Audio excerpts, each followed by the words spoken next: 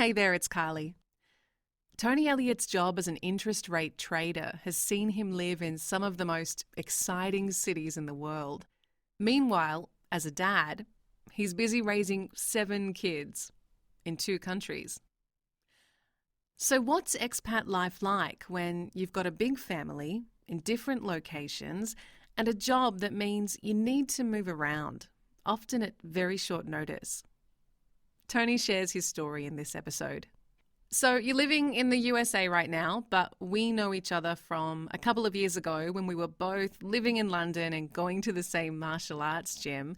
And the first time I got a glimpse into your unique expat life, Tony, was when you made a post on Facebook one day about a conversation with someone who was a bit shocked when you told them how many kids you have. So how many children do you have? Yeah, 7.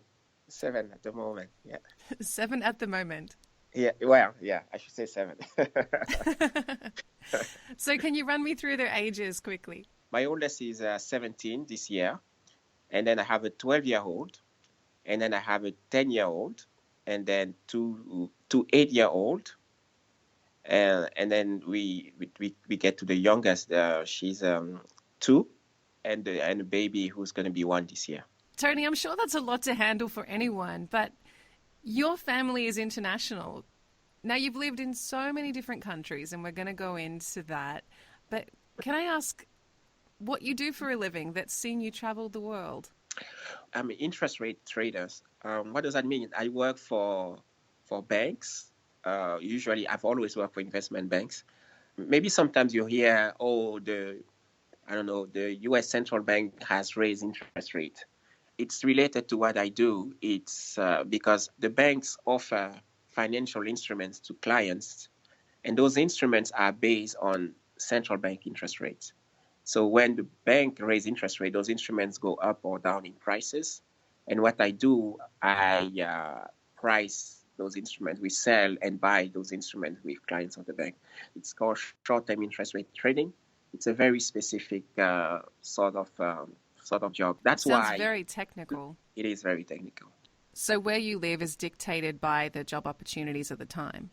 Exactly, yeah. And it's not just me. Many of my colleagues, they move around as well quite often. It's mainly in big cities like New York, London, Singapore are the main centers for that. New York, London, Singapore, Tokyo. But tomorrow, the bank could decide that, we don't need people in New York anymore, and you have to go to whatever. Can you tell me a little bit about how it came to be that you've been traveling the world?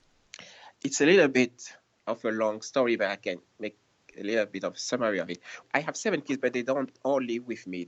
I have 4 in Australia with my ex-wife, who live in Sydney, and 3 with me here with my second wife. Although I travel to Australia quite often, so that's another layer of complication where you have to manage a schedule and go there during school holidays. And yeah, for sure. It's not like you're just in a neighboring country in Europe or something. Yeah, exactly.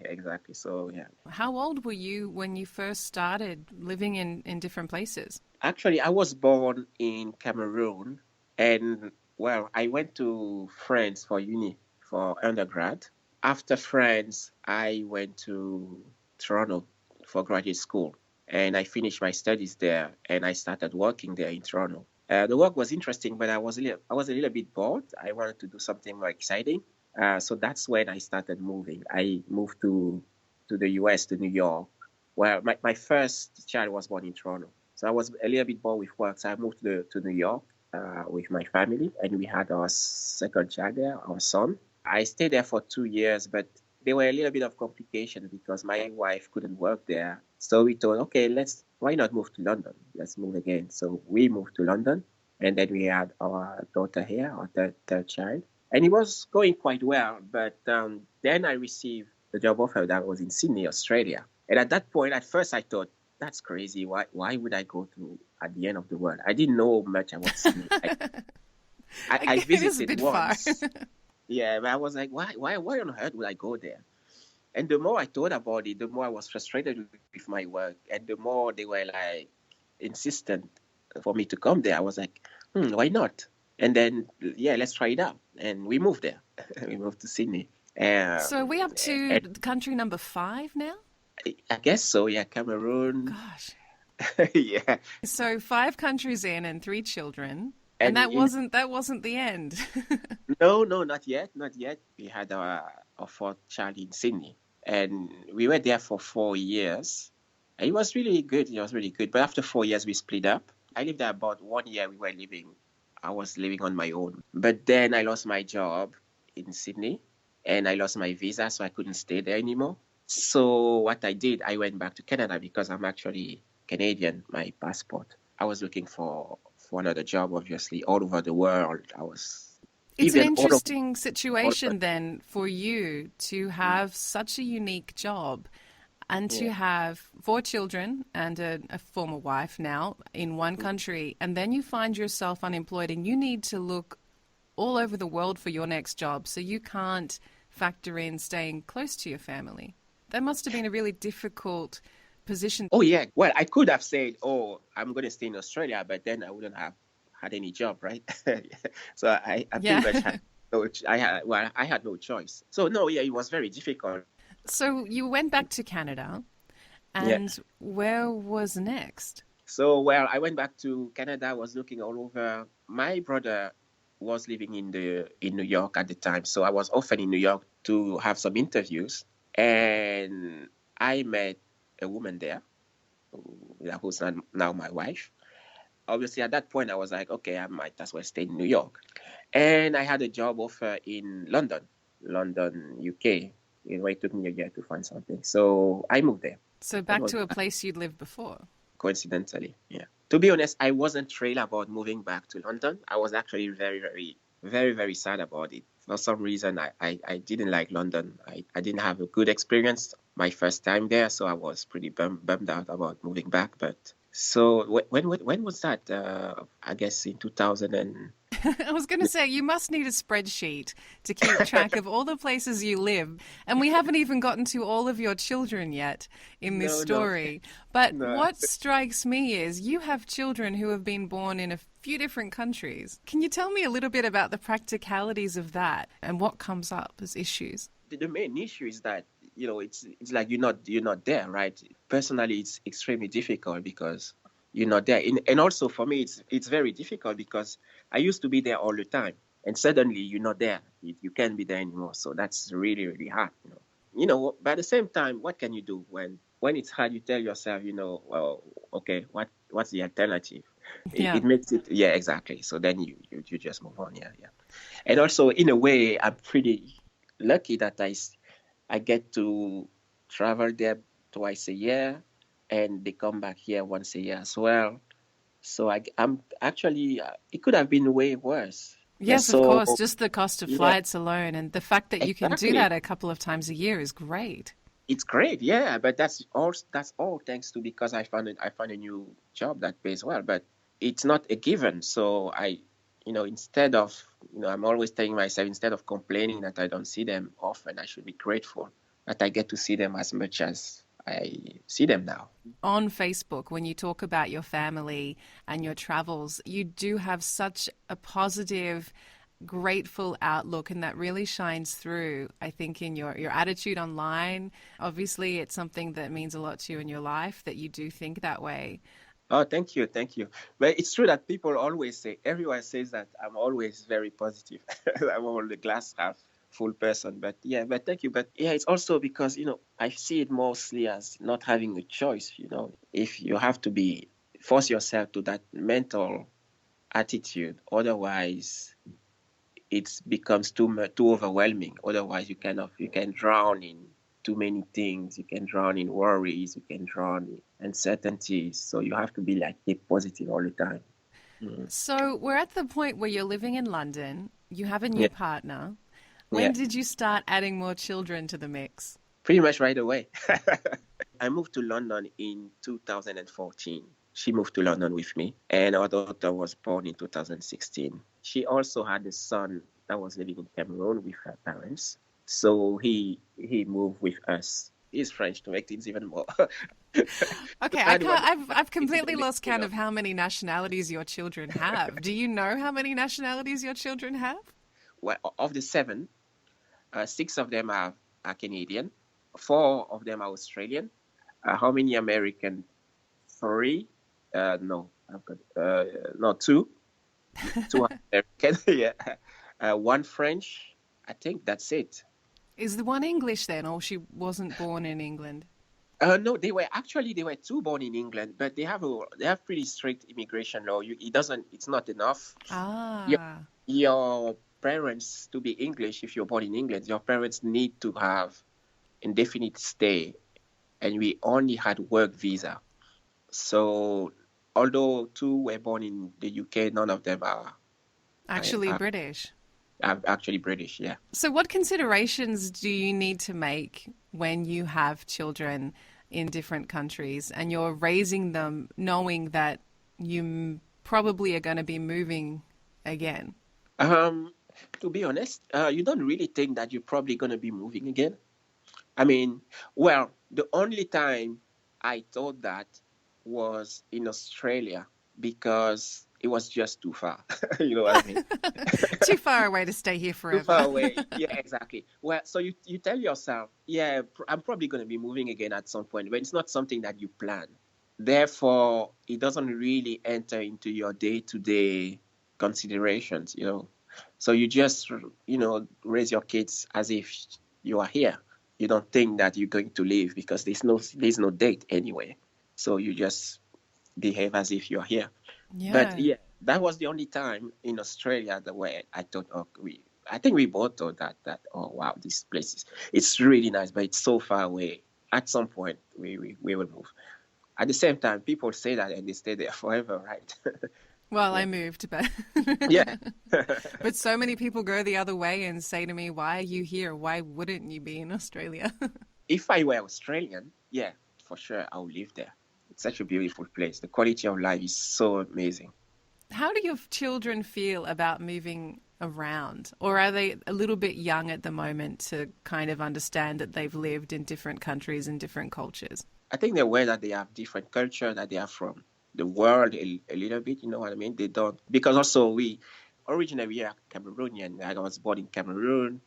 My ex-wife was born in Cameroon as well. We met actually in high school, and my current wife is from Cameroon as well. So they're aware that they are kind of international and they are used to traveling. So they don't consider themselves from just one place. And what do you think the benefits are of raising your children so internationally and giving them that sort of lifestyle? It's hard for me to say, to be honest, because I don't have anything to compare it with. Yeah, so I cannot imagine, the other case. I feel like most places are more or less the same. Well, there are cultural differences here and there, but they are kind of minimal. Like in most places, people are more or less the same. They want the same thing. They want good education for their kids. They want good healthcare. People have the same aspiration fundamentally. So it's hard to see the big differences. Hard to see what the big advantages of being international. What would be your tips and advice to people who are living an international life and are thinking about adding to the children they have or wanting to have a big family?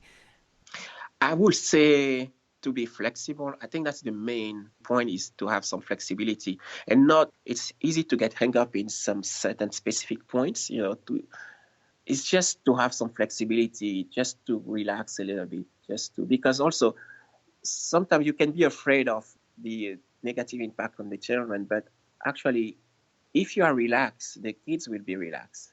For example, if the kids have to change school, if yourself you are really stressed about it, you're going to transfer that stress to your kids. They're going to wonder why you're stressed about. They're going to wonder if there's something to stress about. Whereas you, as a parent, being relaxed, being flexible, looking at the big picture, and just tell your kids, okay, you're changing school. This is a new school. It's going to be great.